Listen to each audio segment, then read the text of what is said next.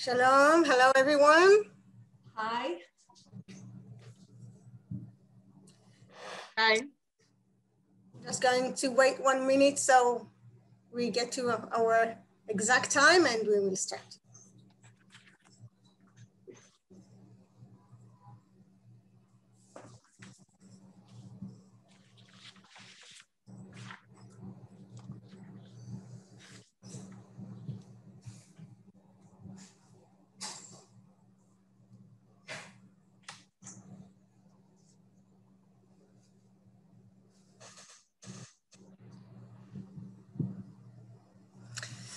Okay, so hello everyone, shalom lekulam. Thank you very much for joining us today. There are actually quite many people around, but I think most of you cannot see exactly who attends, but it doesn't mean that you're all alone. We're a group of people today, and thank you for joining us. I'm Tamara Lotner-Lev. I work for the Israeli Ministry of Justice in the Legislative Department, and I'm responsible for environmental law and regulation. And I am very happy and excited to launch today, together with Dr. Hiשראלית and you, the Israeli Forum for Environmental Legal Scholars and Lawyers under the very wide and strong umbrella of the Israeli Society for Ecology and Environmental Science. We're looking forward to a very enlightening and inspiring, hopefully, session. And just before introducing our keynote speaker, who is already here, Professor Gerard, thank you for joining us. I will just say talk about 1 minute about the new forum in Hebrew. So stay with me for 1 minute in Hebrew. אז באמת דוקטור הישראלית ואני מאוד שמחות להשיק היום כחלק מפעילותנו באגודה לאקולוגיה ומדעי הסביבה, ששתינו חברות בוועד המנהל שלה, את הפורום הישראלי למשפט סביבתי של האגודה. למען האמת זה פורום שכבר רבים ורבות לפנינו חשבו שהוא נחוץ, ואנחנו שמחות שעכשיו הוא סוף סוף יקרום עור וגידים. פורומים כאלה מקצועיים של משפטנים סביבתיים כבר קיימים במדינות רבות בעולם, והמטרה היא של הפורום הזה היא בעצם להיות נקודת מפגש לשיח מקצועי של המשפטנים, עורכי הדין, החוקרים, ומי שעוסקים במשפט הסביבתי על כל תחומיו ברמה הלאומית והבינלאומית, וכמובן בסקטורים השונים, הפרטי, הציבורי, האזרחי, והאקדמי. אנחנו חושבות שהשיח הזה הוא חשוב ורצוי ואולי אפילו הכרחי כדי להפרות ולהעצים וממש בעצם לקדם את התחום הזה. מצד הפרקטיקה, גם הציבורית וגם הפרטית, אני חושבת שרבים יסכימו שאנחנו כבר הרבה זמן מייחלים לאיזשהו בסיס רחב יותר אקדמי של המשפט הסביבתי בישראל, למחקרים אמפיריים, תיאורטיים, משווים ואחרים. ומבחינת האקדמיה, אנחנו מקווים שהאקדמיה תוכל לקבל במישרים מהפרקטיקה, נתונים, ידע, מידע על הקשיים והמכשולים, וגם על התובנות הטובות יותר וההתקדמות של המשפט הסביבתי, וככה להשפיע כמובן על עיצובו. אנחנו ממש בראשית הדרך, ונשמח מאוד אם אתם תירשמו לפורום, אם תרשמו בצ'אט אם אתם יכולים, או אלינו במייל לאגודה, או אלינו, גם את המייל שלכם, וגם את הצעות, שאלות, כל דבר שיש לכם בקשר לפורום הזה. And now, without further ado, I'm very honored and happy to introduce Professor Michael Gerard, who is with us. Hi, Michael. Hello. Professor Gerard is the Andrew Sabin Professor of Professional Practice at Columbia Law School in New York, and the founder and director of the Sabin Center for Climate Change Law. He's an advocate, litigator, teacher, and scholar who has pioneered cutting-edge legal tools and strategies for addressing climate change. He writes and teaches courses in environmental law, climate change law, and energy regulation. Professor Gerard was the chair of faculty of Columbia University renowned Earth Institute from 2015 to 2018. And before joining Columbia Faculty of Law in 2009, he actually practiced environmental law for 30 years in New York. Professor Gerard had written and edited 13 books, including Global Climate Change and the US Law, co-edited with Jody Freeman, and the 12-volume Environmental Law Practice Guide, which received the Association of American Publishers Best Law of the Book Year Award.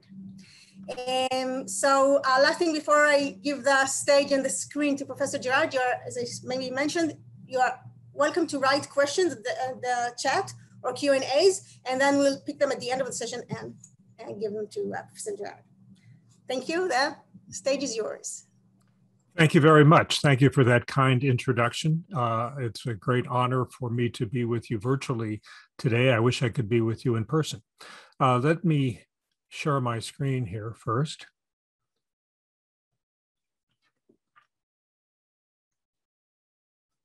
Here we go. So I'm going to talk about climate change litigation in the United States and around the world. Our center at Columbia Law School has this database on our website where we post all of the climate change lawsuits around the world. This is the total number. Through May 2020, we counted 1,587 cases in 39 countries. The US has far more cases on climate change than the rest of the world combined. 76% of all the cases we've counted around the world are in the US. Australia is a distant second with 98. The United Kingdom is a distant third with 62. As we trace the emergence of this litigation, this chart, which was just released by the Grantham Institute at the London School of Economics, based mostly on our database, shows that the climate cases began at a very small scale in the early 2000s. They really took off around 2007. And the cases that, the red bars are the cases in the US, the blue bars are the cases in the rest of the world. So we see in 2020, the last complete year, there were about 175 climate cases. So looking first at the US, since the US has by far the largest number, this breaks down the kinds of cases that were filed. The largest number were under the National Environmental Policy Act, which is the US statute that requires the preparation of environmental impact statements for major federal actions that could significantly affect the environment. So most of these lawsuits were against particular projects, like highways or power plants or pipelines or whatever, saying that there had not been enough review of their climate change impacts. Several states have comparable laws, led by California. And so we also had 139 lawsuits under these state laws that are the equivalent of the National Environmental Policy Act. We had quite a few cases under the Clean Air Act, which is the main US statute that has been used to regulate greenhouse gases. One phenomenon we've seen in the United States is that whenever the federal government takes action on climate change, the people who are unhappy with that action sue. They go to court. During the Obama administration, when they were adopting many regulations on climate change, especially under the Clean Air Act, lawsuits were started against them by the industries that were unhappy and with the states that oppose climate regulation, led usually by Texas and West Virginia. Under President Trump, when he was revoking many of the environmental regulations, including climate regulations that had been adopted under President Obama, the Trump administration was sued by environmental organizations and by the states that favor climate regulation, often led by California and New York.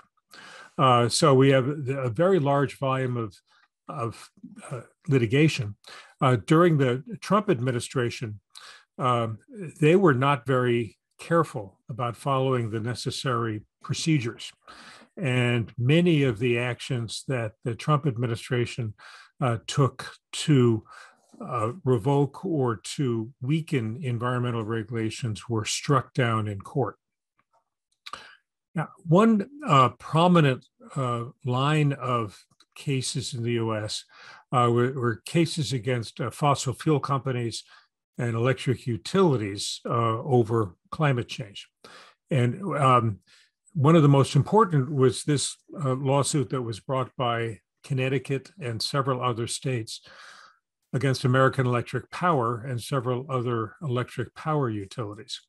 The lawsuit asked the court to issue an injunction requiring the power companies to reduce the emissions of greenhouse gases from their coal-fired power plants. That case went up to the US Supreme Court, and in a unanimous decision written by Justice Ruth Bader Ginsburg, the Supreme Court said the lawsuit could not proceed. The reason was that the Clean Air Act of 1970 had given the Environmental Protection Agency, the EPA, the authority to regulate air pollution. The Supreme Court in 2007, in a landmark case called Massachusetts versus EPA, said that the Clean Air Act applies to greenhouse gases, and therefore it is the job of the EPA to determine the appropriate levels of greenhouse gas emissions. It is not for the federal courts to decide that.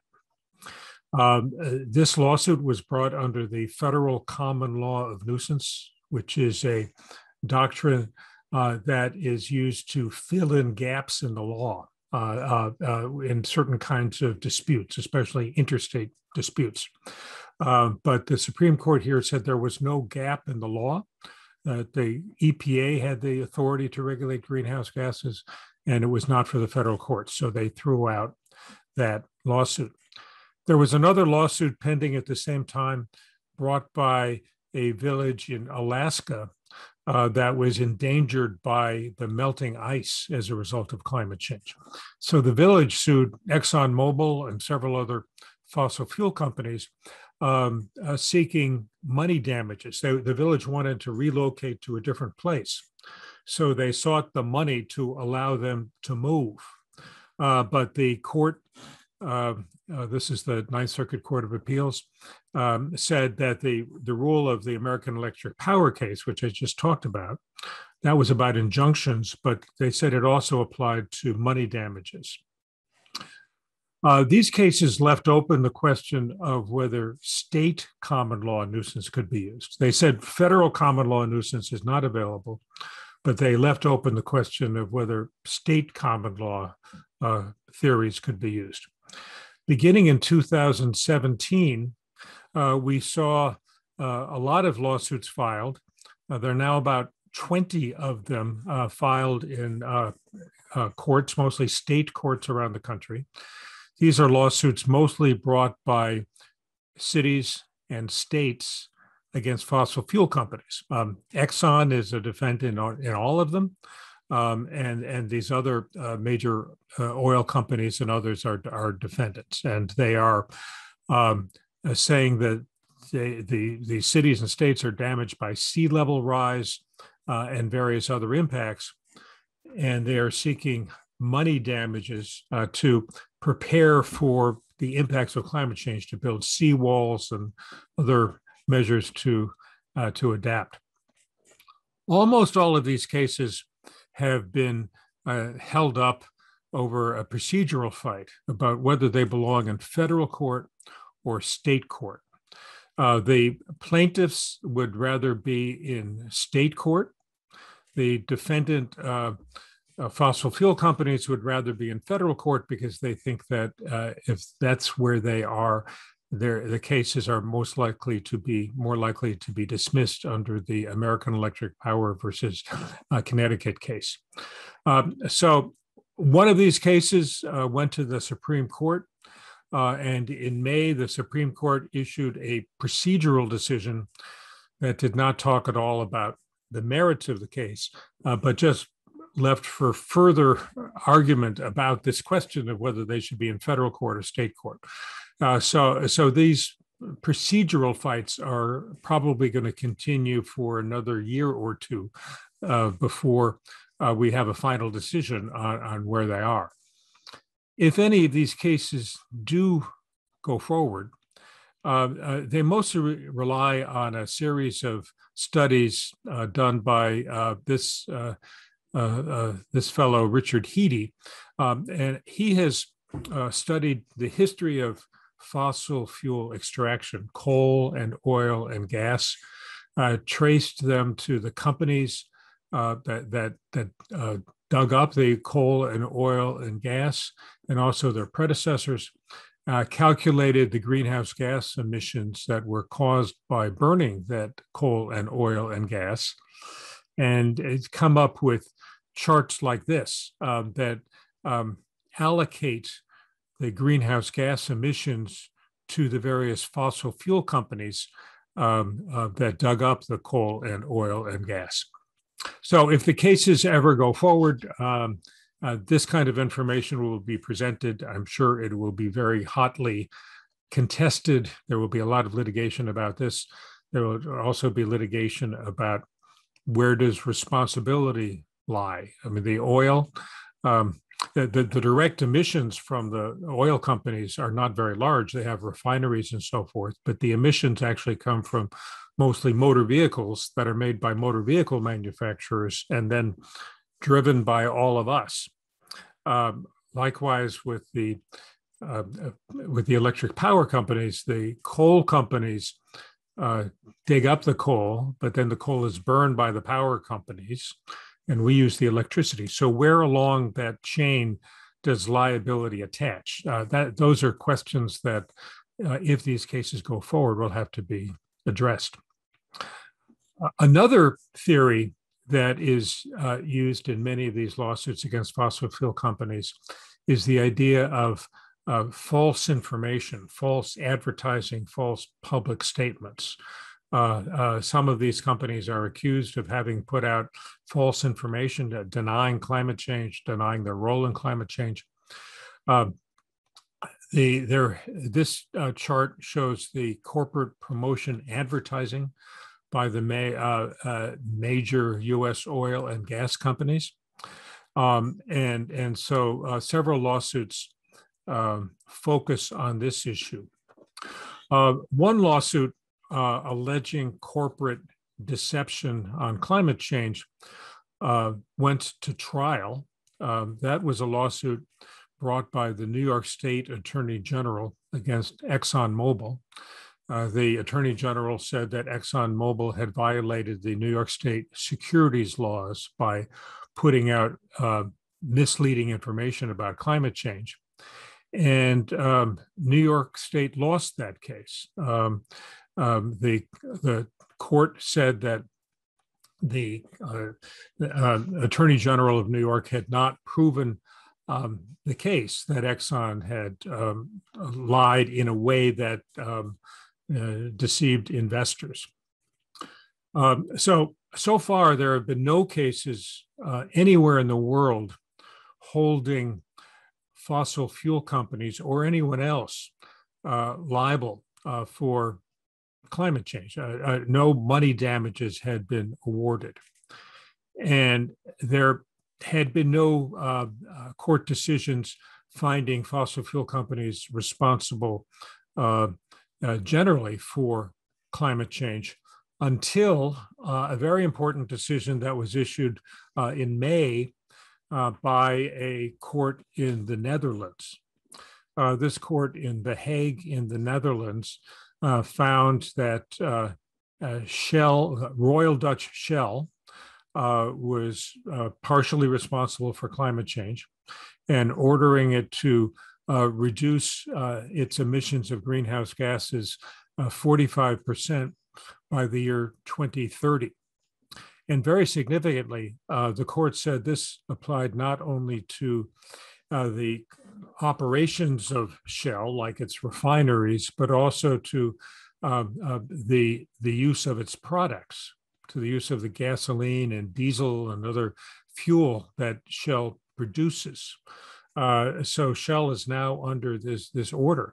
They're appealing the decision. But many people think that this decision from the Netherlands will inspire many similar lawsuits in other countries around the world. We already have cases pending against Total in France. There's a different kind of case against RWE, the German electric utility, and several others. So I think we will see much more of this kind of litigation inspired by the Dutch case. A very important, very famous decision, famous case in the United States was the Juliana case, which was brought by 21 young people against the federal government.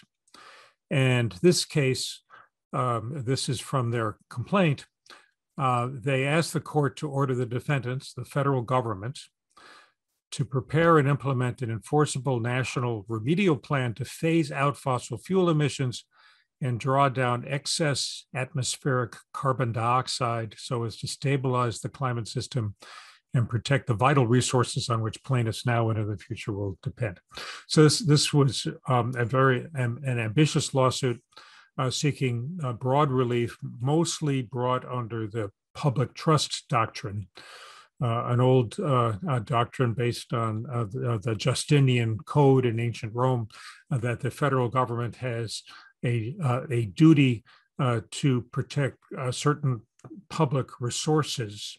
And so this case argued that that applies not only to waters and forests, the traditional use of it, but also to the atmosphere, and that therefore the government has a duty to protect the atmosphere from dangerous climate change. This case had a complicated procedural history, but ultimately the U.S. Court of Appeals for the Ninth Circuit issued a decision in January of 2020 dismissing the lawsuit. The majority opinion agreed with what plaintiffs had said about the science of climate change. They agreed with what the plaintiffs said about the dangers of climate change. And the majority agreed that the federal government had a significant role in creating those dangers. However, the court said we reluctantly conclude that the plaintiff's case must be made to the political branches or to the electorate at large. That even though the U.S. Congress was not acting, U.S. Congress has not adopted any major laws on climate change. And in fact, the U.S. Congress has not adopted any major new environmental laws of any kind for more than 30 years. 1990 was the last time Congress passed a major environmental law. It has been paralyzed since then by partisan divisions between the Democrats and the Republicans. And at the time of this decision, Donald Trump was president, and he was not acting on climate change. But the court said Congress is not acting, the president is not acting, we can't act either. All three branches of government are not acting. There was a strong dissent from one of the judges who said, when the seas envelop our coastal cities, fires and droughts haunt our interiors, and storms ravage everything between us, those remaining will ask, why did so many do so little? So this judge would have allowed the lawsuit to proceed, but the majority did not. So these cases seeking broad relief in the US have not succeeded, but we have seen several cases in other countries that have succeeded. The most recent one came out just 2 weeks ago in France. The Council of State, Conseil d'État in state, issued a very important decision saying that the government must take all measures necessary by March 31, 2022 to meet the climate goals, including a 40% reduction in greenhouse gas emissions by 2030. The most famous and path-breaking of these decisions was issued out of the Netherlands. The same trial level court that issued the decision I mentioned against Shell Oil, issued a decision in this case, and it was upheld by the Supreme Court of the Netherlands in 2019, saying that the pledge that the Netherlands had made to, in this part of the Paris Climate Agreement, to reduce its greenhouse gas emissions was too weak, and the country needed to do much more to reduce its greenhouse gas emissions. This lawsuit inspired similar lawsuits around the world, and some of them have succeeded. We had a decision from Germany about 3 months ago, saying that the German government needs to do more to reduce that country's greenhouse gas emissions. In Australia, 2 months ago, a court said that it was the duty of the government of Australia to act against climate change.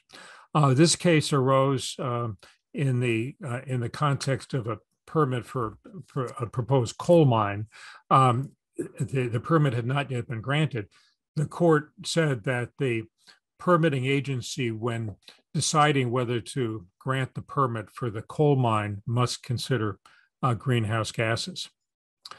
There was a decision from Pakistan finding that the government was not carrying out its own law on protecting people from climate change. The case was brought by a farmer who said that the government was not following its own plans on protecting agricultural activities from climate change, and the government was ordered to undertake such plans. There was a very important decision from Colombia. I believe that Professor Rodriguez Garavito, who's going to speak after me, will talk about that case. He was very heavily involved in that case. There was a decision from the Supreme Court of Nepal in Kathmandu, ordering the government, ordering the national parliament to adopt a climate change law, and this was obeyed. The national parliament of Nepal did adopt a climate change law. Just 3 months ago, a case in Pakistan upholding a decision by the government to refuse permission to build a cement plant due to climate change. So what we have seen is many cases that are focused not only on specific projects. This cement case was on a specific project, but the other cases I was talking about are broader. The other cases are what we call strategic litigation. And the Grantham Institute did this count and found that outside the US, the percentage of cases that on climate change that are strategic cases has been going up. And so in 2020, 40% of the new climate cases in countries other than the US were these strategic cases seeking broad relief. That analysis shows that that most of these cases outside the US have favorable outcomes to the fight against climate change, 58%, as opposed to 32% that are unfavorable and 10% that are neutral. Now, a favorable decision by this count includes a declaration by the court about the importance of climate change and the duty to act without necessarily issuing an order. The final thing I want to say, because my time is almost up, is that one issue with many of these cases is enforcement, is compliance with the orders. So in Nigeria, an important decision on human rights was issued in 2005, saying that the process of fracking, of flaring, of burning the gas escaping from oil and gas extraction, saying this practice violated human rights law and should stop. However, it did not stop. the decision was not followed. So this is an important difficulty with some of this litigation, but we are seeing this litigation pop up all over the world, and some of it is very significant. Thank you, and that concludes my presentation. Thank you very much. I will now take a couple of questions. I will say in advance that unfortunately Professor Rodriguez Garavito, who was supposed to lecture now, is not able to attend. He's apologized. Actually, it was a misunderstanding with the timetable. So I must take the blame, partly the blame on us. There was some misunderstanding, and when we realized that, he wasn't able to reschedule that. It does give us some more time to take questions. And of course, Professor Rodriguez Garavito hopefully will join us in one of our next meetings of the forum. One of the questions that I will like to ask, and I invite our panelists if they would like to ask after that, is we've heard many cause and strategies for the climate change litigation. And how significant do you think, if at all, is climate change law and legislation that is designed for climate change, dealing with climate change? How significant this could be in the litigation and in the legal tools that we have in our baskets to fight climate change? So I think everyone agrees that the best solution would be legislation, would be for national governments to adopt laws that require reductions in greenhouse gas emissions and prepare for it. The litigation is not nearly as good as legislation, but nowhere in the world do we have legislation that is strong enough. And so out of frustration at the failure of governments to adopt strong enough measures, we have litigation. In the United States, the Massachusetts versus EPA decision of 2017 was what really drove and enabled action, allowed action by President Obama to do most of the things that he did. And under the Trump administration, litigation was very important in holding back the efforts by the Trump administration to revoke many of the environmental regulations. We've seen in these new cases in the Netherlands, in Germany, now in France, that these decisions are driving the governments to do more. And so they are significant in those countries. We also find that litigation is very important and effective in preventing the construction of some fossil fuel infrastructure, like pipelines and coal mines and coal-fired power plants. So the litigation is significant. It is not the most important thing. Legislation would be best, but litigation is significant. Thank you very much. I think Professor Perez, who's from here for our panel from Bar-Ilan University, would like to say a few words. Yeah. Yes, so thank you very much. This was a fascinating presentation. And I can say my view regarding climate law litigation is that we should see it as part of a broader political struggle to move governments and the global society to do something toward climate change. Because as I think Michael rightly noted, we can't expect the courts really to devise and design a climate strategy, which is complex because it includes both mitigation, both adaptation, and it touches almost every aspect of our political and economic life. And I think on two fronts, I'm skeptical whether courts can actually provide very comprehensive solutions. On tort-like cases, it will be very hard to resolve some of the basic aspects of tort liability, like causation, to establish the cause between the activities of petrol companies and actual damage. It will be very, very difficult. And on administrative, like litigation, what a court can say is to issue an order for government to establish a plan, or maybe to close a facility, but it can't really devise a detailed plan.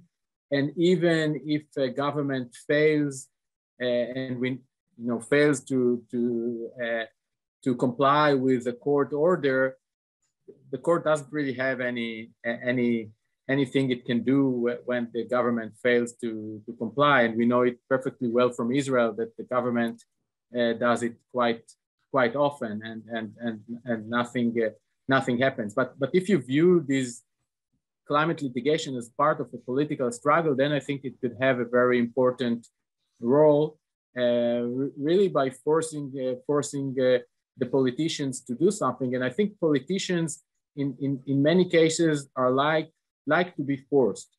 So when can they refer to international law as something that forced them to do something, or when they say that they are forced to do something because the Bagatz, the Israeli Supreme Court, forced them to do something. This helps them to fight opposition from the economic lobby, etc. So in that sense, I think climate litigation could be an important tool if you understand it as such, as part of the broader struggle.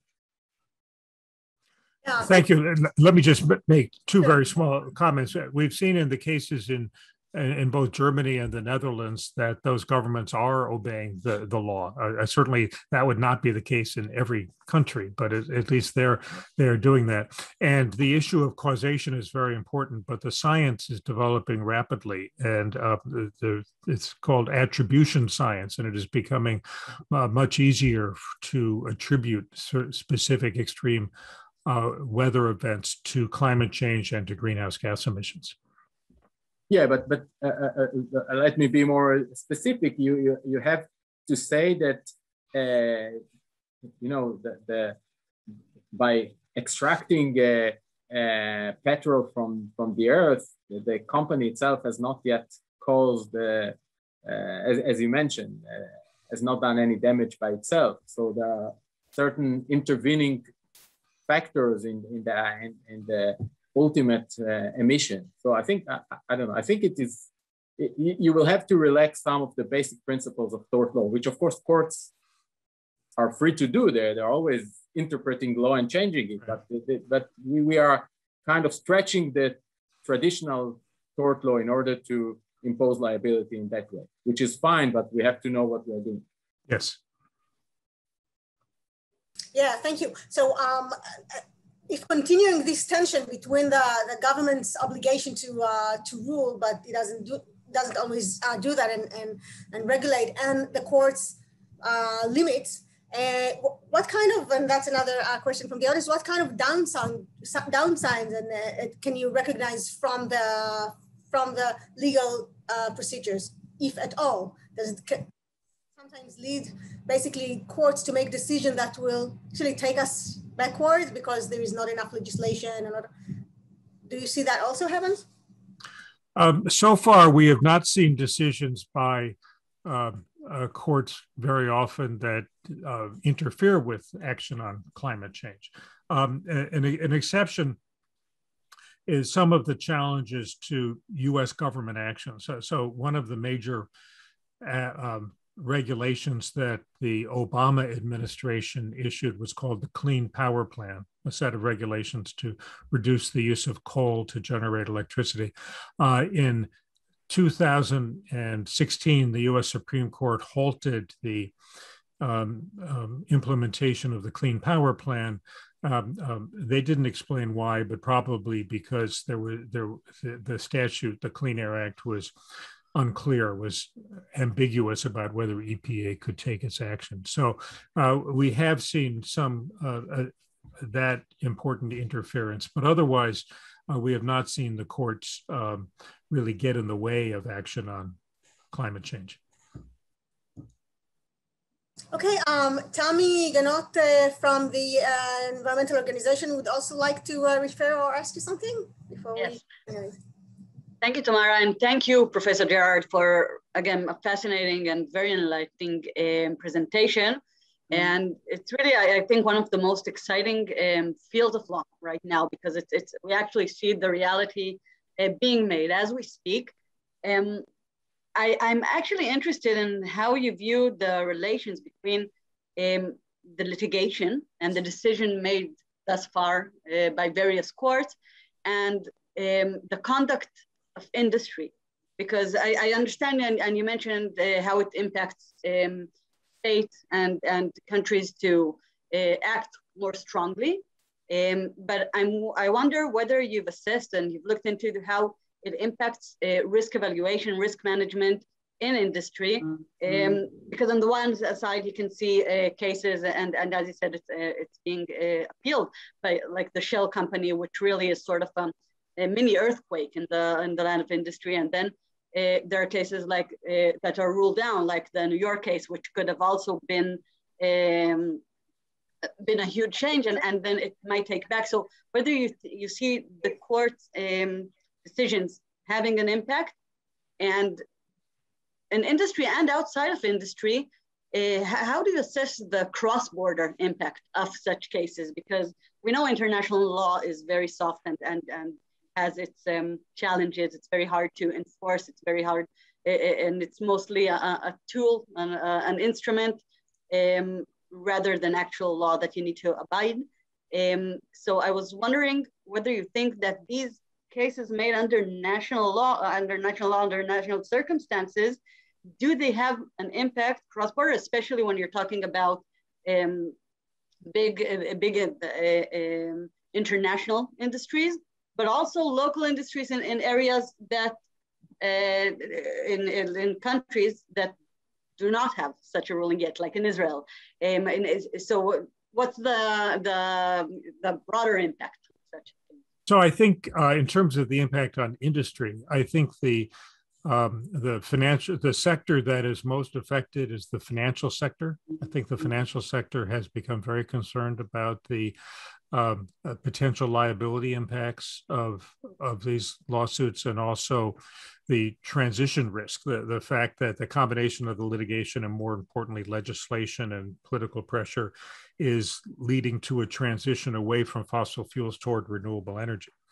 So we've seen, a number of financial institutions saying that they do not want to invest anymore in fossil fuel assets. We saw very significantly, the shareholder vote by Exxon, in which BlackRock and some other very large investment companies voted against management and put in three members of the board of directors of Exxon. The insurance industry has become very focused on the risks of climate change, and some in the insurance industry are going to greatly increase the premiums or refuse to insure some fossil fuel companies, and also areas that are especially vulnerable to climate change, flooding in Florida, wildfires in California. The fossil fuel companies that are at the heart of it, I know, are very concerned. They probably feel that ultimately they won't lose these lawsuits and be required to pay huge amounts of money damages, but it is adding to the pressure for them to move more heavily into renewables. Not nearly at the necessary pace, but I think it is having that effect. I think that this litigation is encouraging to the renewable energy industry, to wind and solar and so forth. In terms of the cross-border impact, so the Dutch decision applied to the global operations of Royal Dutch Shell, not only those in the Netherlands. The lawsuit in France against Total is also going to seek restrictions on the global operations. One difficulty is that some of these companies may try to reduce their emissions by simply selling their assets to somebody else. But the company that buys them, whether it's the Russian oil company or Saudi Aramco or someone else, will not care about these emissions. And so that's a big loophole that I think needs to be closed.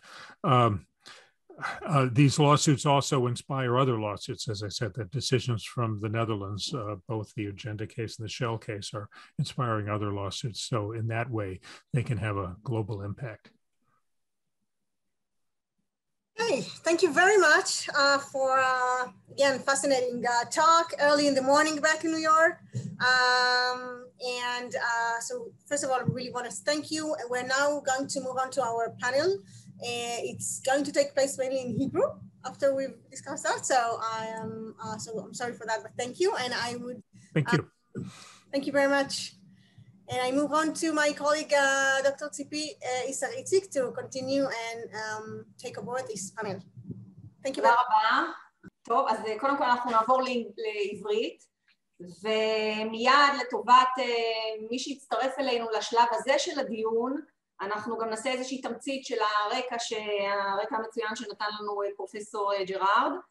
אני רק אציג ברשותכם את הפאנל שביקשנו ממנו להצטרף ולהגיב ולדון בנושא שלנו. אז משתתפים איתנו בפאנל, כפי שראיתם, פרופסור אורן פרז, דיקן הפקולטה למשפטים בבר אילן, דוקטור דוד שור מהפקולטה למשפטים באוניברסיטת תל אביב, דוקטור דוב חנין, ראית, עכשיו אני רואה אותך, היי, גם הוא באוניברסיטת תל אביב הפעם, ראש תוכנית שינוי כיוון, עורכת דין תמי גנות רוזנשטרייך מאדם טבע ודין, ועורך דין אריה נייגר, מוותיקי עורכי הדין בנושא הגנת הסביבה מעמית פולק מטלון, עורכת דין אסנת דפנה ממשרד המשפטים מתנצלת, לא תשתתף למרות שהיא מאוד רצתה, כי אני מבינה שיש שביתה של הפרקליטים בפרקליטות, ולכן נאסר עליה חרף רצונה להשתתף ולהגיע, וגם אותה נזמין למפגש הבא של הפורום.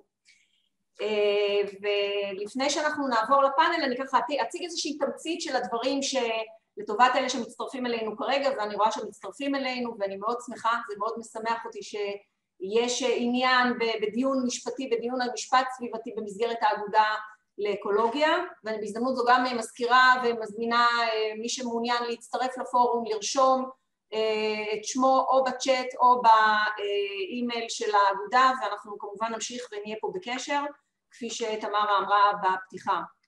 אז ככה, לגבי תמצית הדברים, בעצם הדברים האלה שנאמרו כאן קודם תומצתו גם בדוח שפורסם בשנת 2020 על ידי האו"ם, מדובר בעצם על מספר תיקי ליטיגציה שהולך וגדל. כלומר, אם ב-2017 הותרו כ-884 תיקי ליטיגציה בכל העולם, סליחה, ב-24 מדינות מכל העולם, אז בדוח כבר בשנת 2020 מדובר כבר על פי 2, כלומר כ-1,550 תיקים משפטיים ב-39 מדינות, והמגמות מתוך הליטיגציה הזאת שמכונה ליטיגציית שינוי אקלים, המגמות הן מספר הולך וגדל של הליכים משפטיים שמבוססים על זכויות יסוד וזכויות אדם שמעוגנות בדין הבינלאומי ובחוקות לאומיות כדי לאלץ את ההתמודדות עם משבר האקלים. יש קריאת תיגר על אכיפה פנימית או אי אכיפה של חוקים ומדיניות שקשורים למשבר האקלים, דרישה להותרת דלקים מאובנים במעבה האדמה, תביעת אחריות תאגידית ואחריות לנזקי אקלים, טיפול במחדלי ההתמודדות עם הסתגלות ועם השפעות של ההסתגלות, של שינוי האקלים בעצם, ודרישה לשקיפות בנושא אקלים וקריאה להפסקת תופעת הגרין ווש של תאגידים בנושא של שינוי אקלים. אז אנחנו נתחיל את הדיון שלנו עם משתתפי הפאנל, ואולי נתחיל גם עם מי שעוד לא השתתף. נתחיל איתך, דוקטור דוד שור. היי, אתה יכול לעבור למצב סליחה בדיוק. אז בעצם ממה שאני הבנתי ממך, אתה חושב שיש היבטים בפסיקה, בעיקר בפסיקה הגרמנית שהצבעת עליה, שבעצם יש היבטים שרלוונטיים למשפט הישראלי, ואפשר יהיה בעצם לראות אותם כתקדים שאפשר יהיה ליישם אותו בתוך המשפט הישראלי, מתוך בעצם לימוד מהיישום שנעשה שם. אז בוא נשמח אם תרחיב על זה. אוקיי, תודה. אז כן, באמת, בפסק הדין הגרמני, פסק הדין שניתן לפני כמה שבועות, אולי חודש או חודשיים, על ידי בית המשפט החוקתי הפדרלי הגרמני, אני חושב שיש לפחות שני היבטים מעניינים חדשים מבחינתנו, בניגוד להרבה פסקי דין אחרים שפרופסור ג'רארד הזכיר, בית המשפט כאן הוא לא כל כך קבע שהיעדים אינם שאפתניים מספיק, יעדי הממשלה הגרמנית אינם שאפתניים מספיק. הוא עשה עוד שני דברים אבל מעניינים ואני חושב חשובים לענייננו. אחד, בנושא הסיבתיות.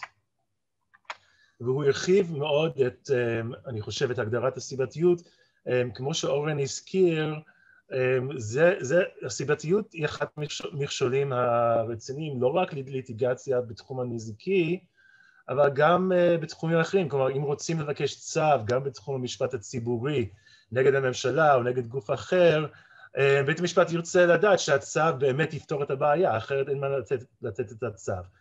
כלומר, נדרשת סיבתיות, קשר סיבתי עובדתי בכל מקרה. ובית המשפט הגרמני אמר משהו מעניין, הוא אמר שנכון שגם אם גרמניה תקצץ בצורה דרסטית בפליטות שלה, זה לא יפתור את בעיית האקלים בעולם, כי הרי גרמניה בסך הכל אחראית לאחוז יחסית, שיעור קטן מהפליטות העולמיות. אבל הוא אמר, הצורך לגייס את הקהילה הבינלאומית כדי לפתור את בעיית משבר האקלים, יוצר חובה חוקתית לקצץ בפליטות בגרמניה, כדי לעודד מדינות אחרות לקצץ בעצמן.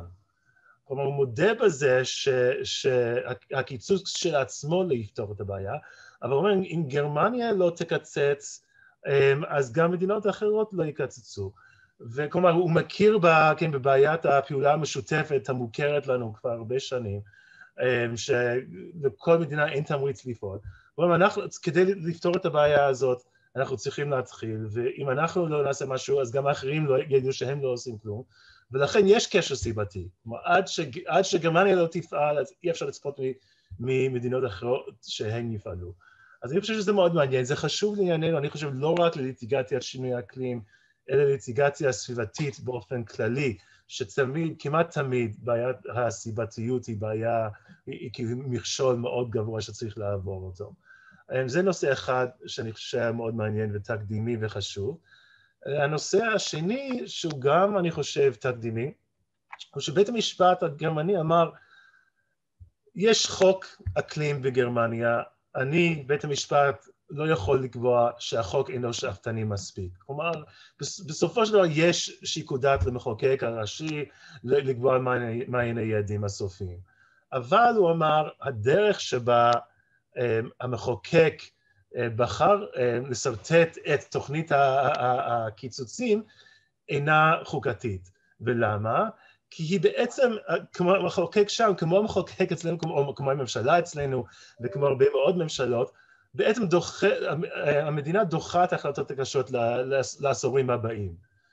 והיא קובעת יעדים ספציפיים רק לשנים הקרובות, יעדים שאינם מאוד שאפתניים, מה שאומר שאם אנחנו רוצים להגיע ליעד הסופי השאפתני ב-2050, של קיצוץ כמעט מוחלט בפליטות, אז הדור הבא, או דורות הבאים, בשנות ה-30 וה-40 של המאה הנוכחית, יצטרכו לקצץ בצורה מסיבית, מה שיפגע מאוד ברווחה של האנשים. כלומר, אז הוא אומר, אין כאן פגיעה ישירה בזכות החוקתית שקיימת בגרמניה לסביבה ראויה, אבל יש כאן פגיעה בזכויות היסוד הבסיסיות של כבוד האדם וחירותו, כן, בסימן 1 ו-2 לחוקה הגרמנית, כן, סעיפים מקבילים לחוק יסוד האדם וחירותו שלנו. זאת אומרת, החוק הנוכחי בעצם אומר שהדור הבא, הרווחה של הדור הבא תיפגע בצורה אנושה בגלל שאנחנו ממשיכים לפלוט CO2 לאטמוספירה, אז הם יצטרכו להפסיק לגמרי, וזה לא הוגן וזה לא צודק. אז זה נורא מעניין בעיניי, כי הוא בעצם גם עוקף את הבעיה שקשה לבית משפט להגיד ממשלות, כן, זה כבר הוזכר, קשה לבית משפט להגיד בדיוק מה צריך לעשות. אבל מה שהוא כן יכול להגיד כאן, זה שהנטל של הקיצוצים צריך להתחלק בצורה שלא פוגעת בכבוד האדם וחירותו. אז אני לא בטוח שבית המשפט הישראלי עדיין אמיץ מספיק כדי לעשות משהו דומה. יש לבית המשפט העליון הישראלי דאגות אחרות גם, אבל אולי זאת דרך אפשרית שגם בתי משפט בישראל יוכלו לצעוד בה. זהו, תודה. תודה רבה. טוב, דוב, אתה יכול להעביר את עצמך שנוכל לשמוע אותך, דוקטור דוב חנין, אקטיביסט ידוע, אולי יש לך איזושהי משהו, איזו נימה אופטימית לבשר לנו לאור ההתפתחויות ששמענו, כי בעצם המגמה שדיברו עליה, אני לא חושבת שאנחנו כל כך רואים אותה פה במשפט הישראלי, ואני לא יודעת אם זה טוב או אם זה רע, אני חושבת שיש כאלה שיחשבו שאולי זה טוב שזה לא הגיע למשפט הישראלי, אבל בעצם יש כאן משהו שלא קורה בארץ, ואנחנו רואים שקורה בהרבה מאוד מדינות. האם ארגוני הסביבה צריכים להוביל את זה, האם אקטיביסטים צריכים להוביל את זה, או שזה משהו שהשוק יוביל אותו, איך זה יקרה ובעצם איך אתה רואה את הדברים? קודם כל תודה ציפי ותודה תמרה, ואני מאוד מאוד מברך על כינוס הפורום הזה וההשקה שלו. אני חושב שזה פורום מאוד מאוד חשוב. אני חושב שהגיע הזמן שאנחנו, המשפטנים הסביבתיים, נתארגן גם לחשיבה משותפת וגם לניסיונות לעשייה משותפת. בתשובה לשאלה שלך, בהסתכלות האופטימית, אני רוצה להגיד שלתנועה הסביבתית בישראל יש יותר הישגים בליטיגציה המשפטית ממה שאנחנו בדרך כלל נוטים לחשוב. יש לא מעט הישגים, ואני חושב שכשאנחנו באים לסכם, למרות שבאמת כרגע נראה שבעולם, הנה, הוזכר פסק הדין ההולנדי וקורו דברים מעניינים באוסטרליה וכדומה, נראה שבעולם קורים דברים דרמטיים ומעניינים, אבל אני רוצה שנזכיר לעצמנו שגם אצלנו, ואנשים שנמצאים כאן בפורום הזה שותפים בהרבה, אני לא, אבל אחרים שותפים בהרבה מאמצים והצלחות של ליטיגציה, אז לזכור את הדבר הזה. אני בעד להמשיך את המאמץ הזה, אבל אני מציע לכולנו גם לא לראות את הליטיגציה הסביבתית כאיזושהי תרופת פלא. התפיסה של ריאליזם במשפט, השופט הולמס, כמו שאנחנו זוכרים, שואלת מהו המשפט, ועונה, המשפט זה מה שמחליטים השופטים. אז אם אנחנו רוצים לדעת מהו המשפט הישראלי בענייני סביבה, אנחנו צריכים להסתכל על דמותם של השופטים, ולאו דווקא דמותם של השופטים של העבר, אלא יותר דמותם של השופטים בהווה ואפילו בעתיד הקרוב. ואנחנו יכולים לראות גם בדרגי הביניים, וגם בדרג של בית המשפט העליון, הרבה מאוד שופטים מזן חדש, הרבה יותר שמרני. בבית המשפט העליון אני מסתכל על שופטים כמו סולברג, כמו אלכס שטיין, חברי לספסל הלימודים, כמו מיינץ, שופטים שמרנים שאני מתקשה לראות אותם, הם מקבלים החלטות דרמטיות ואמיצות שהיינו רוצים לראות בנושא משבר האקלים. זה לא אומר שצריך להחליש את העבודה המשפטית, להפך, אבל זה אומר שצריך לשים הרבה יותר דגש בעבודה המשפטית שלנו על הזירה הדמוקרטית, כלומר הזירה של המחוקק. ציפי, את זוכרת את המאמץ האדיר שאת הובלת בתפקידך הקודם באדם טבע ודין עם חקיקת חוק אוויר נקי. 10 שנים לחוק אוויר נקי, המשרד להגנת הסביבה גילה שהחוק הזה עלה 38 מיליארד שקל ב10 שנים למזהמים בישראל, כמובן בעיקר בהשקעות, אבל החברה הישראלית הרוויחה 115 מיליארד שקל. זה היה מהלך מאוד מאוד גדול ששינה את המציאות, והוא נעשה בזירה הדמוקרטית, בזירה של המחוקק. אני רוצה לתת עוד דוגמה להתמודדות דווקא מהזירה של המחוקק, עם השאלה הקשה שדוד ידידי הזכיר אותה, שאלת הסיבתיות. שאלת הקשר הסיבתי תמיד היא מכשול בפנינו להוכיח שבעיה סביבתית א' גורמת לנזק בריאותי או אחר ב'. ודווקא בזירה של המחוקק בוועדה או בוועדת משנה שאני עמדתי בראשה, ועדת משנה שעסקה בשאלות של זיהום וסביבה במפרץ חיפה, אנחנו הצגנו גישה אחרת לשאלה הזאת.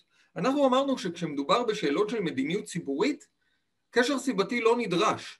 קשר סיבתי נדרש כשאנחנו רוצים לבחון במבט רטרוספקטיבי, האם המחלה שאני קיבלתי נגרמת בגלל זה שציפי שאת זיהמת את האוויר.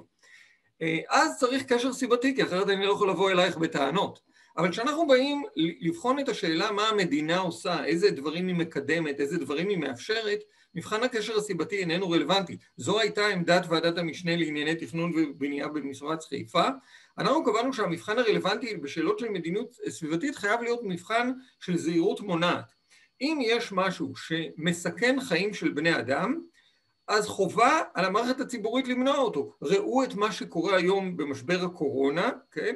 אנחנו הרי לא יודעים קשר סיבתי בין המון דברים שאנחנו מחליטים עליהם, וצעדים שאנחנו מחליטים עליהם לבין הגנה על בעלי חיים, על בעלי חיים של בני אדם, אבל אנחנו נוקטים, ובצדק, בגישה של זהירות מונעת, ונוקטים צעדים שנועדו להגן על חיים של בני אדם, כי זו חובתנו בתור מערכת ציבורית.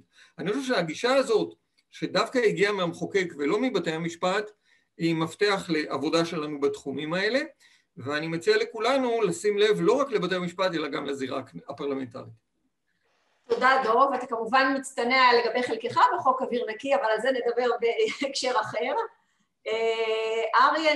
עורך דין אריה נייגר, נראה לי שהוא יסכים איתך מאוד מאוד, כאשר אתה בא ואומר שהקידום צריך להיות בזירה של החקיקה ולא בזירה של הליטיגציה, אבל בטח נשמע את אריה יציג את הדברים כפי שהוא רואה אותם, רק אתה על מיוט. הייתי על מיוט מחמת הזהירות. לפעמים הדיון הזה מזכיר לי את ילדה או ילד קטן שהולכת, ילדה, תחשבו על כל אחד ראה, ילדה בת 3 הולכת על נעלי העקב של אמא שלה ואומרת, תראו כמה אני גדולה. אז, או ילד שהולך עם נעליים של אבא שלו ואומר דבר דומה, אבל בואו נעשה את זה בפרופורציות ואני אקח 3 דוגמאות, או 2 דוגמאות שהשלישית תוביל אותנו מתוך ההרצאה של מייקל. קודם כל נתחיל בפסק דין של. אני מזכיר לכם ששל, הפליטות של של זה פי 2 מכל הפליטות של צרפת, ויותר מפי 10 מכל הפליטות של ישראל. אנחנו לא יצרני, חוץ מקצת גז טבעי שיש לנו 10-20 שנה, אנחנו תעשייה מתכווצת, תעשייה קלאסית מתכווצת, והפוטנציאל שלנו הוא ממילא מאוד מאוד קטן. אז זה מבחינת יצרני גזי חממה. בקצה השני, לא יודע אם אתם שמתם לב, אבל מייקל הזכיר פסק דין מפקיסטן.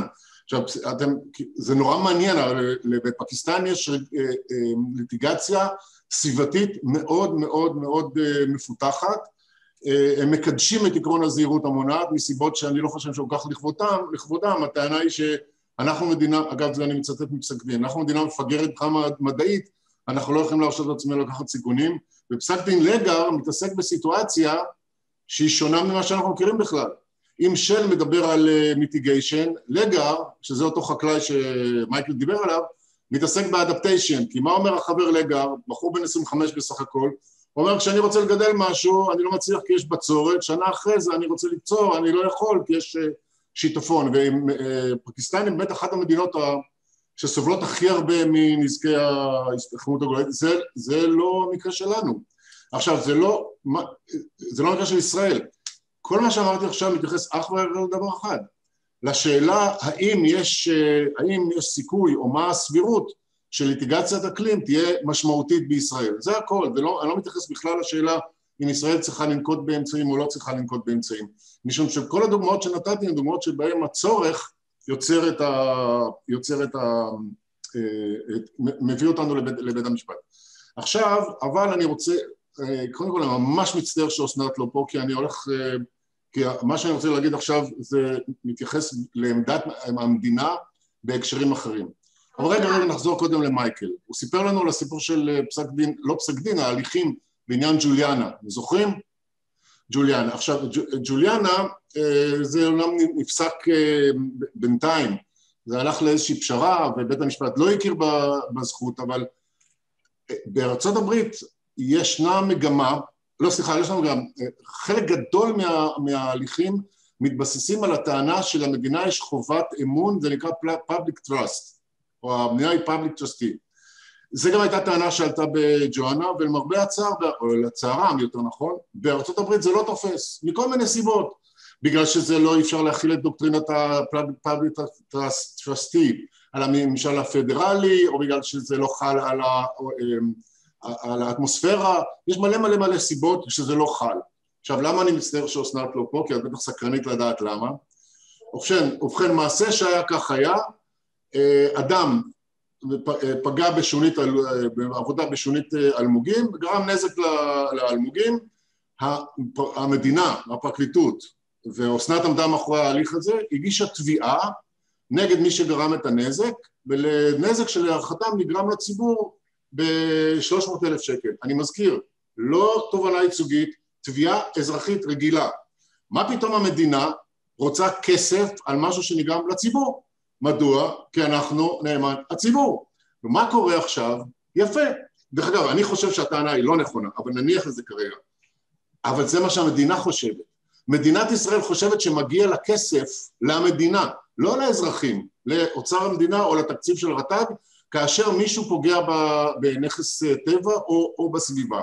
אגב, זו טענה שעדיין פתוחה בתיק של הדיזלגייט, של פולקסווגן, שם המדינה טוענת אותו דבר. אז ככה, בארצות הברית הפאבליק טרסטי נכשל, אבל בישראל אולי זה יצליח, כי אם המדינה חושבת שמגיע לה כסף בגלל פגיעה בסביבה של אזרח, אז מן הסתם, אני כאזרח, מגיע לי, נעזוב את הכסף בצד, יש לי זכויות נגד המדינה, גם בנושא של נזקי אקלים, בין בכוח ובין בפועל, כלפי המדינה, מתוך אותה דוקטרינה, שהם עכשיו גייסו לטובתם. ועכשיו אני ממש מצטער שהיא לא פה, אבל אני אסיים רק במשפט אחד, שאתם דיברתם על קוזיישן, הבעיה האמיתית היא לא קוזיישן, היא לא קשר סיבתי, כי קשר זה די מוכח. הבעיה היא לוקיישן. זה גם מה שאמר פסק הדין בגרמניה, כי בסוף צריך להחליט, האם אני צריך להשקיע מאמץ אדיר שיעלה לי, והמאמץ הוא גם על חשבון הדור הבא, שלא תשכחו, כאשר בעצם המאמץ צריך להיעשות על ידי מדינות אחרות. תודה. תודה ארי, האמת שאני רואה כאן את ההערות בצ'אט, ויש כאן כמה נוכחים שאומרים שהם מיואשים מהמצב, דווקא אתה זה שמביא להם פה את התקווה, כי אתה בעצם מצאת לנו כרגע דוקטרינה שאפשר להשתמש בה, לפי עמדת המדינה אפילו, נגד המדינה, בהקשרים של climate change litigation, אז אני חושבת ש... נראה מה אסנת תגיד. תגיד, I've created a monster. כן. טוב, נדמה לי שאסנת רואה אותנו פה, אבל היא כמובן מנועה מלהגיב.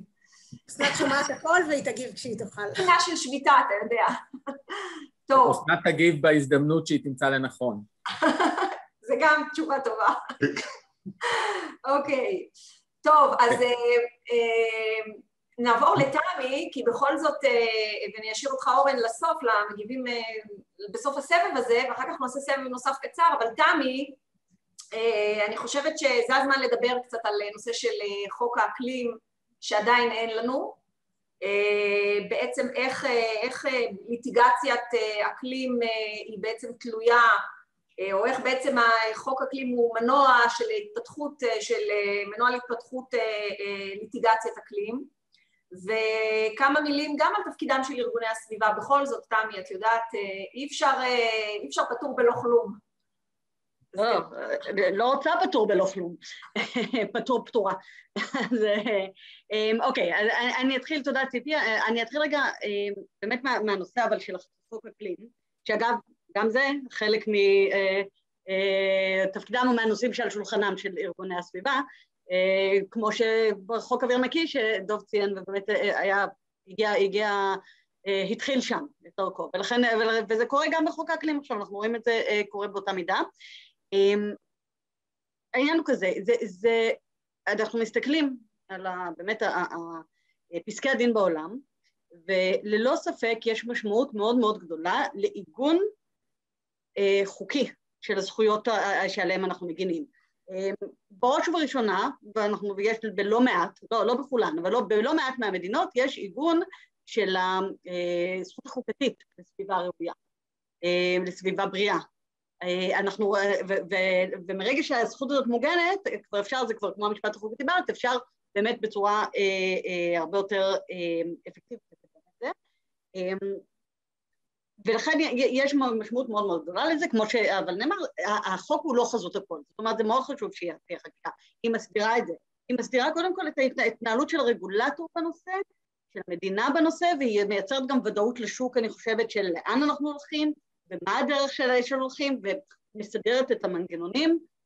אם אנחנו מסתכלים עכשיו על עיקרי התוכנית הכלכלית שפרסם אתמול משרד האוצר עם הרצון לעשות רגולציה חכמה, שעל הרבה מאוד דברים אנחנו כמובן, אנחנו מתווכחים על המילה חכמה, בוא נגיד ככה, מה שנראה חכם הוא לא תמיד חכם, אבל לפעמים צריך רגולציה כדי בדיוק להפחית את הנטל ולהפחית את חוסר הוודאות וכולי, צריך את הרגולציה שתעשה סדר ותראה בדיוק מה המנגנונים, איך הולכים, מה הממשקים, איך כל בעלי העניין נכנסים פנימה, ולכן זה טוב בפני עצמו, וזה מחזק כמובן כל הליך משפטי שהוא, כשיש חובות ברורות מוגדרות בחקיקה. קשה לי לראות את בית המשפט הישראלי מחייב אקטיבית, למשל במספר, לא בעצם הפעילות, אבל במספר של הפחתה, של יעד הפחתה, בלי שיש איזושהי חובה חוקית שקובעת תיקונים, אבל זה לא מספיק שתהיה חובה חוקית, היא גם חייבת להיות חובה חוקית שבאמת כוללת בתוכה איזה שיקולים המחוקק צריך לשקול, לא המחוקק, סליחה, המדינה צריכה לשקול איזה היבטים מאוד מאוד קונקרטיים, כדי שבאמת יהיה בסיס לעילות לליטיגציה בהקשר הזה. ומה שחשוב לי גם להגיד שחוק מסגרת אקלימי, שזה סופר חשוב, אנחנו עובדים על קידום שלו באדם טבע ודין, הוא לא חזות הכל. זאת אומרת, החוק קובע באמת את המסגרת, והוא חשוב, ואת היעדים, אבל יש שורה של תיקוני חקיקה והיבטים שונים שצריכים להיות מוסדרים באופן מאוד מאוד קונקרטי, זה נכון סביבתית, זה נכון עסקית, זה נכון מכל בחינה שהיא. זאת אומרת, זה צריך כאן מאוד מאוד לחזק את הוודאות והבהירות של על מה אנחנו מדברים, לא לדבר רק בעקרונות המורפיים, עקרונות המורפיים הם חלק מהעניין, אבל גם לרדת לפרטים. אני חושבת שלארגונים יש תפקיד מאוד מאוד משמעותי כאן, אני חושבת שלארגונים יש תפקיד גם מאתגר, כי אחרי כל מה שאמרתי על החשיבות של חקיקה, ביחסי הגומלין בין ליטיגציה לרגולציה, אנחנו מסתכלים על מה שקורה בעולם ורואים המון המון יצירתיות. אני חושבת שזו אחת הסיבות שבאמת זו תקופה מאוד מאוד מעניינת למשפטנים לעסוק בתחום הזה, כי בעצם אפשר לראות בעולם לא הכל כרוך בחקיקה שקיימת, הרבה פעמים זה בעצם קונסטרוקציות משפטיות שאנחנו מכירים מעולמות תוכן אחרים, חובת הזהירות והיבטים נוספים, שאנחנו מלבישים, או הם מלבישים, על הנושא של אקלים. זאת אומרת, כן, יש כאן אפשרות, וזה מגיע לפעמים מהמקום של ניירות ערך ומשקיעים, ולפעמים מהמקום של תכנון ובנייה בפרויקטים של פיתוח, ולפעמים מהמקום באמת הסביבתי העקרוני. זאת אומרת, יש כאן באמת אתגר מאוד מאוד יצירתי למצוא את הדרך הנכונה לעשות את זה, לתקוף את הדבר הזה, ובאמת לחייב את המדינה בראש ובראשונה, אבל את כל מי שמעורב וקובע את פניה של הכלכלה, של עצימות הפחמן, נקרא לזה בפכללה הישראלית. אגב, זה נכון גם בהיבט של ההיערכות, זאת אומרת, גם בחובות של הערכת סיכונים בהקשר של ההיערכות, יש כאן בפירוש האתגר, ואנחנו אוהבים אתגרים, זאת אומרת, אני מניחה שבשנים הקרובות אנחנו נראה יותר ויותר מקרים מסוגים שונים, מעריכה מידע פנים, שנראה יותר ויותר הליכים, מסוגים שונים, שיבואו וישימו את הנושא הזה על השולחן כנושא שאי אפשר עוד לחמוק, וכן, אני חושבת שכן התהליכים שאנחנו מדברים עליהם, גם אם הסיבתיות ברורה, אבל הנושא הזה של attribution science הוא אחד הנושאים המאוד מאוד מאוד משמעותיים. הנושא של חובת הזהירות, אלה נושאים שהם רלוונטיים בתמות שאנחנו מכירים גם במשפט הישראלי, ואני חושבת שבהתאמות המתחייבות, נכון, אנחנו לא באותו דבר, נכון, אנחנו לא בארץ, אין ישירות את הביג אויל, בסדר, יש שברון, יש לנו סניפים ושלוחות, אבל זה לא הביג אויל, אבל זה לא אומר גם שאין אחריות, כי אם אנחנו לוקחים את אותו הדבר שנאמר, ופרופסור שור אמר את זה גם בגרמניה, אבל דברים דומים נאמרו גם בהולנד ובמקומות נוספים, זה שבצרפת, זה שהטיעון הזה של מדינות, של אנחנו קטנים מדי, ולכן גם אם אנחנו נעשה את הכל כמו שצריך, אנחנו עדיין לא נפתור את הבעיה, הוא טיעון שהוא בלתי קביל. זאת אומרת, זהו בלתי קביל כי הוא לא סביר, ואגב, זה טיעון שיכול היה גם להשבית בעצם שורה ארוכה של היבטים אחרים, כי גם בזבוז מים, כל בן אדם שמבזבז מים לא גורם בעצמו להתייבשות. אז ההסתכלות הזאת היא באמת הסתכלות לא קביעה, וצריך לראות ולקדם את זה.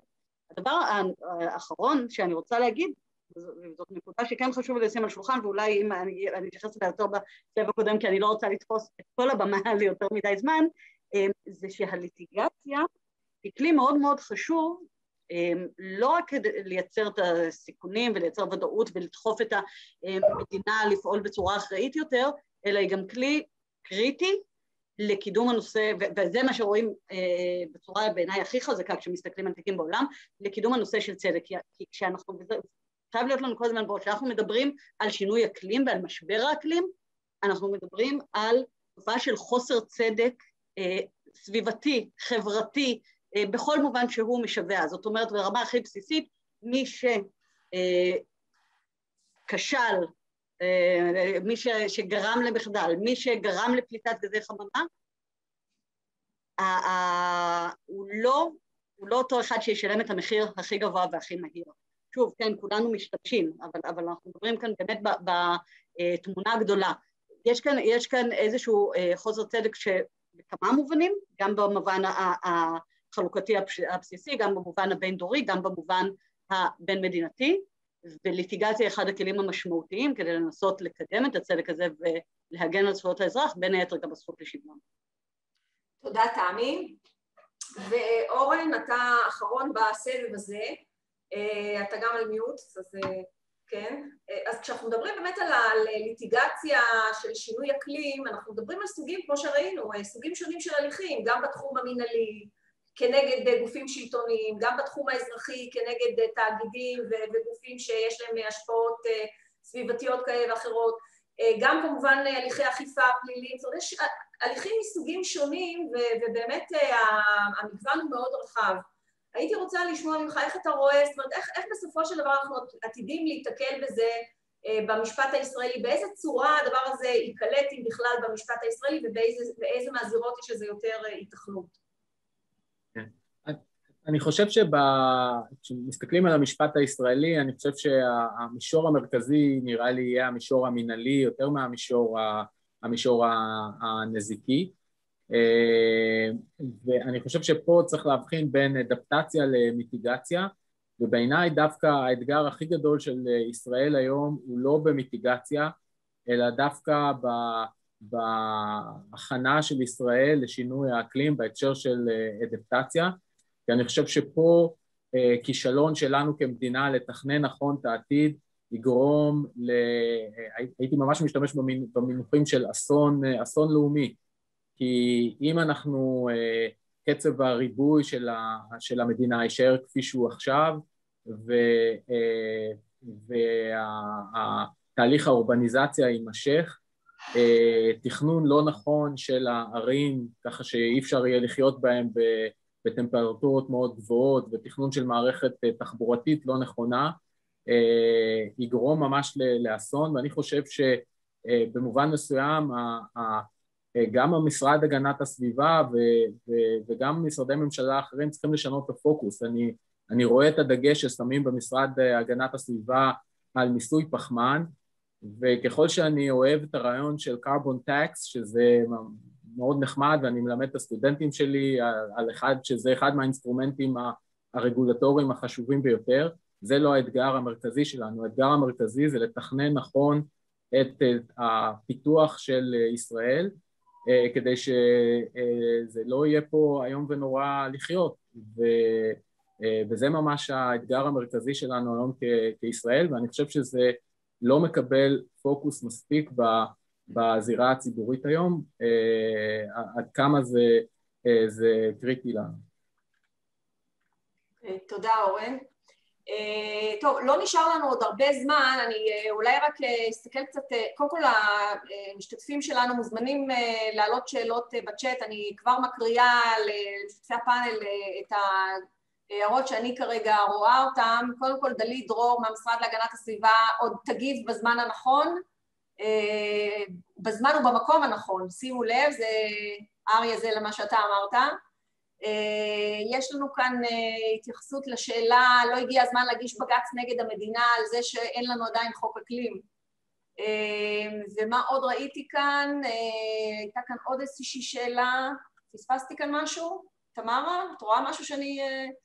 אוקיי, אז מה שאני אבקש קודם כל, ממש בדקה וחצי לכל משתתף, איזושהי קריאת כיוון לגבי העתיד, איזה מפסקי הדין שהוזכרו כאן, או איזה מהמקרים, או איזה מהנושאים שהוזכרו כאן בדיון שלנו, אתם חושבים שזה בעצם הדבר הבא שאפשר לסמן אותו כמה שצפוי להיות מגמת ההתפתחות של climate change litigation במשפט הישראלי? מה עשויים להיות החסרונות של מהלך משפטי עקרוני? אני רואה שיש לנו כאן עוד שאלה. מהלך משפטי עקרוני אני מניחה בעניין הזה של חוק אקלים. וממש התייחסות קצרה לשאלות של כל אחד לפי הסדר שהתחלנו אולי קודם, התייחסות קצרה לשאלות ובאמת איזושהי התייחסות צופת פני עתיד. אז עם מי נתחיל? עם דוד שור? כן, אז אני לא יכול לנבא מה יהיה, אני יכול להגיד מה בעיניי צריך להיות. אני מסכים עם אורן שהמישור המנהלי הוא החשוב ביותר. אני לא בטוח שאני מסכים איתו שדגש צריך להיות רק על האדפטציה, אבל אני חושב לדוגמה שבהליכי תכנון ממש חייבים, כי ארגוני הסביבה וכולנו צריכים לעמוד על זה שבהליכי תכנון נושא הסביבה ונושא פליטות של גזי חממה צריך להילקח בחשבון בכל פרויקט, בכל תכנון. הייתה דוגמה לאחרונה של, לא זוכר, מישהו הדגיש בקשה לעוד חיפושי נפט או גז ביבשה, נראה לי שזה היה. ברעם, זה פצלי שמן. אוקיי, פצלי שמן, ועדת תכנון, אם אני זוכר נכון, אמרה בצדק, צריך לבחון גם את ההשלכות, כאילו בתזכיר השפעה הסביבה, גם את ההשלכות של פליטות של גזי חממה בדאונסטרים של השימוש בנפט. ובעיניי אנחנו צריכים להתעקש על זה בכל מקום, בתכנון תחבורה, בתחנות כוח שמשום מה ממשיכים לבנות אותם בארץ, תחנות כוח מונעות גז וכן הלאה. אז זה בעיניי צריך להיות הזירה העיקרית. אני פחות אופטימי לגבי הליטיגציה האסטרטגית, כמו שמייקל קרא לה. תודה רבה. טוב. כן, אני חושב שצריך בהחלט להתעסק באדפטציה. לפעמים קצת קשה לי להבחין בין אדפטציה לבין מיטיגציה. בואו ניקח למשל את הטירוף הזה של כריתות העצים, כולל אגב בעיר כמו תל אביב, שמתהדרת בזה שהיא עיר אקלימית, אבל בכל מקום כורתים בכל תמ"א 38 כמה עצים בחצר האחורית. מה זה? זה אדפטציה כמובן, אבל זה גם מיטיגציה, כי עצים בעיר זה דרך טובה לרכך במשהו את עוצמת המשבר. אבל אני לגמרי לא מסכים עם ידידי הטוב אורן על זה שצריך להתעסק ולהתמקד באדפטציה. אני רוצה להזכיר לכולנו את השיר המפורסם של ברכט על העשור שלפני המבול. ברכט כותב שבעשור שלפני המבול אומנות בניית הסכרים מאוד השתכללה. אנשים בנו סכרים ברמות שלא היו ידועות בעבר. סכרים פנטסטיים שהצליחו לבלום את כל השיטפונות. עד שהגיע המבול ובלה איתו את הסכרים ואת בוני הסכרים. זו תהיה דמותה של האדפטציה אם אנחנו לא נתמודד עם המשבר הזה. משבר האקלים הוא כל כך דרמטי, הוא כל כך גדול. הזמן שנותר לנו כדי לעשות שינוי, לפי ה-IPCC העשור הקרוב הוא העשור הכי קובע בהיסטוריה של האנושות. אנחנו צריכים לרכז את כל המאמצים למנוע קטסטרופה שהציביליזציה האנושית לא תשרוד אותה. אגב, המילים האלה לא שלי, אלא של מזכ"ל האו"ם בעצרת הכללית באוקטובר 2019. לכן צריך להתעסק באדפטציה בוודאי, בהתכוננות לאסונות שיגיעו, אבל בעיקר צריך לעשות את הכל כדי שהאסון שיגיע יהיה כמה שיותר מצומצם. תודה רבה. טוב, אריה. אתה במיוט. אני הולך לדבר פוליטיקה, hardcore פוליטיקה, so brace for impact, ולדוב לא צריך להלך אימים בשביל לעשות את הדבר הנכון. עכשיו אני רוצה לדבר על פוליטיקה. מה שבעיניי חשוב זה לא התוצאה של ליטיגציית האקלים, אלא איזה סוג של זכויות יבואו באמצעותה. משום שהליטיגציה שלה בנושא שינוי אקלים בארצות הברית למשל, מרחיבה מאוד מאוד בצורה יצירתית את סל הזכויות שאנשים יכולים לתבוע בשבילים. וזה יחייב שיח אמיץ אצלנו. אני אתן לכם דוגמה. זכות לסביבה נאותה ולאקלים נעים, אוקיי, הבנו. אבל רגע, יש גם, וזה קשור לשינוי אקלים, יש גם זכות להגדרה עצמית. התביעה הראשונה של האינואיטים, מה שקוראים אצלנו האסקימואים, נגד קנדה, הייתה מבוססת על זכותם להגדרה עצמית. מה קורה עם כל הפליטים? האם ההנמקה שתינתן, ההנמקות לזכויות שניתנו לנו מכוח ליטיגציית האקלים, תשפר גם את מעמדם של פליטים ומבקשי עבודה בישראל? יש לנו אתגרים רבים מאוד, אנחנו רחוקים להיות אור לגויים בהרבה תחומים, לא יודע למה אנחנו צריכים להיות דווקא באיכות סביבה. אוקיי, תודה אריה. תמי. קודם כל, תנוח דעתך, אריה, אני לא חושבת שאנחנו אור לגויים כל כך בתחום איכות הסביבה, הכל בסדר, אבל אני חושבת, אגב, שכן, אבל סליחה, זה לרגע לא, אני עונה לאריה במקום לענות לך, אני מתנצלת, אבל אני רק חשוב לי להגיד, שהסיבה המרכזית שישראל, שנכון שישראל תבוא ותתחיל להתייחס אחרת במשפט הישראלי ובכלל, גם בפוליטיקה הישראלית, לנושא הסביבתי, לנושא האקלימי, זה בגלל הנזקים לישראל, והאיומים על ישראל, והצורך של ישראל להיות חלק מכלכלה מפותח, ולא פתאום למצוא את עצמם בעמדת נחיתות אל מול כלכלות שמכילות מס פחמן, או בוחנות את הנושא של עצימות פחמן בהסכמי סחר שלהם. ולכן יש לנו אינטרס ישראלי מובהק, מה גם שזה כן יאפשר לנו להמשיך להיות באור לגויים, באותם תחומים שאנחנו מאוד אוהבים לחשוב על עצמנו באור לגויים בהם, בין היתר בנושא של חדשנות וטכנולוגיה וכו'. אז אני חושבת שזה באמת אינטרס ישראלי ישיר. אני רוצה להתייחס לשאלה שעלתה לגבי גם בג"ץ חוק אקלים וגם מה החסרונות של מהלך משפטי, בגלל שאני חושבת שזה כרוך זה בזה. זאת אומרת, אני לא מכירה פסקי דין שבריק חקיקתי חייבו באופן מסיבי להקים איזשהו חוק חדש, יש תיקונים, יש חובות לפעולה, אבל ממש הוראה לחוקק חוק, זה משהו שהוא מאוד מאוד נדיר, אני אומרת בזהירות במשפט הישראלי, הסבירות מאוד נמוכה שאת המהלך כזה אכן יצליח, אבל יותר מזה הוא באמת יכול להיות מהלך בעייתי, גם אם הוא יצליח, זאת אומרת, אם הוא יצליח הוא יכול להיות מהלך בעייתי, כי זה יכול לשים את הדגש של חקיקה נטו, זאת אומרת, עכשיו צריך חוק אקלים, ויעבור חוק אקלים, עם כותרת שאומרת חוק אקלים, ושישראל צריכה להתייחס לחוק אקלים, ולא תהיה לו שום משמעות. יש לנו כמה חוקים כאלה בספר החוקים, שבאמת נשארים עוד מטה, אין להם שום אימפקט, ולא משנים את המציאות בשטח, וזה דבר מאוד מאוד שלילי, כי הוא בעצם מסמן וי על הצורך המאוד מאוד גדול שיש עכשיו, בלי שנעשה באמת מהלך, ובלי שנעשה את מה שנדרש לעשות, כדי שיהיה חוק אקלים במובן המהותי ולא הצהרתי של העניין. מעבר לזה, דחייה של הליכים משפטיים, הם תמיד יש בהם איזשהו סיכון של תקדים משפטי שלילי, סיכון של מין תחושת אור ירוק כזאת, בין אם זה למדינה, לעסקים, לא משנה כרגע מין נתבע של תחושת אור ירוק, שאפשר עכשיו לעשות הכל, כי בעצם נקבע שאין כאן בעיה.